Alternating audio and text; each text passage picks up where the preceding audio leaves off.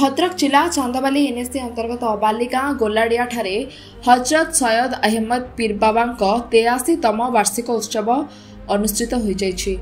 प्रबल शीत सत्वे हजार हजार भक्तों समागम रे पूरी उठी उत्सव अंचल।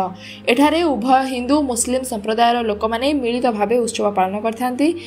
उर्दू मास अनुसार रजब मासर 9 एवं 10 तारिख उत्सव पालन कराए। गतकाली रीतिनीति अनुसार पूजार्चना होइतिला एवं रात्रि रे तकरीर तथा प्रवचन कार्यक्रम अनुष्ठित होइतिला। आज पीर बाबांकर गोसल तथा स्नान पर रीतिनीति अनुसार पूजार्चना होइछि। उभय हिंदू एवं मुस्लिम संप्रदायर लोक माने पूजा करबा सह चादर अर्पण करछन्ती। सेहीपरि विभिन्न कमिटी पक्षरु चादर शोभायात्रा रे आसी बाबांकु चादर अर्पण करछन्ती। दूर दूरांतरु आसिथिबा भक्त मानक पई लंगर तथा प्रसाद सेवनर व्यवस्था करा जाइछि।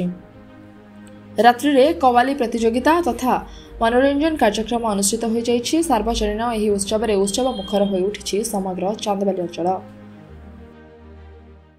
आज आपण देखुथिबे ए सैयद अहमद सैयद बाबांकर 83तम उत्सव। यही उत्सव को ये आखपाख अंचल हिंदू मुस्लिम सिख ईसाई समस्ते एक प्रकार भाईचारार पर्व कहले अत्युक्त हम नहीं। हजार हजार संख्यार श्रद्धालु माने जोग देइछन्ति एवं उत्साह उद्दीपना सहित ये उत्सवटी पालन कर देखुथिबे जो साजसज्जा होइछि लाइट साउंड एवं टेंट आपण माने देखुथिबे एवं ता सहित श्रद्धालु मानक पई लंगर व्यवस्था कराइछि।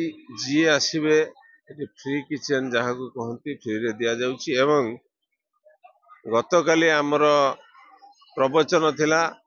आज ओडिशा बाहरु बॉम्बे और यूपी रु आसीछन्ति कवाली परिवेषण करिवे। राति 9 आरंभ होई भोर 4 सरियो। सैयद अहमद सईद दरगाह जे पीर बाबा का नाम होछि सैयद अहमद सईद दरगाह एंड मुसाफिर खाना।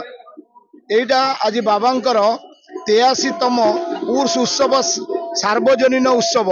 एटा को सार्वजनीन उत्सव को प्रत्येक वर्ष आमर रजबर 9-10 आमर जो उर्दू मास अच्छी 9-10 प्रत्येक वर्ष महा आड़ंबरे हिंदू मुसलमान समस्ते मिसी ए भाईचारार पर्व। एटा होती भाईचारार पर्व।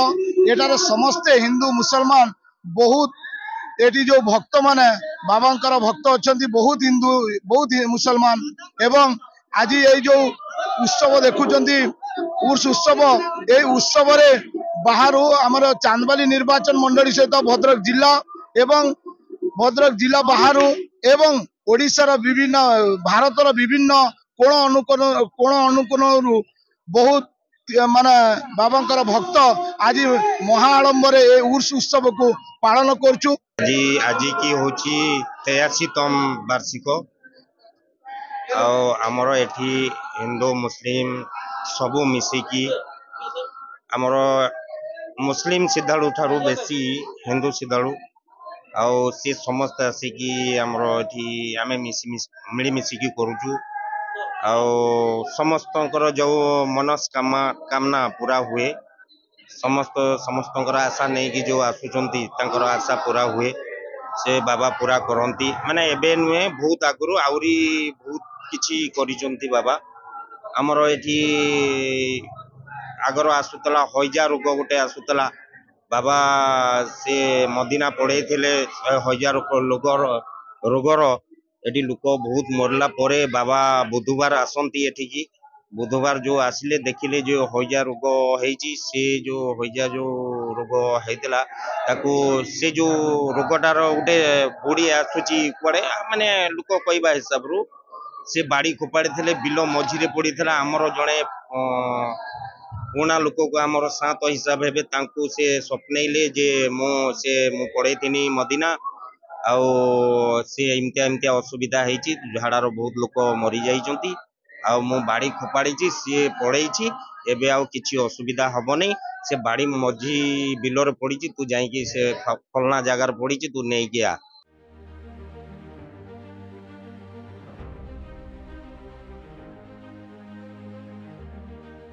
चांदबाली प्रशांत कुमार पाणी का रिपोर्ट सनस्टार टीवी।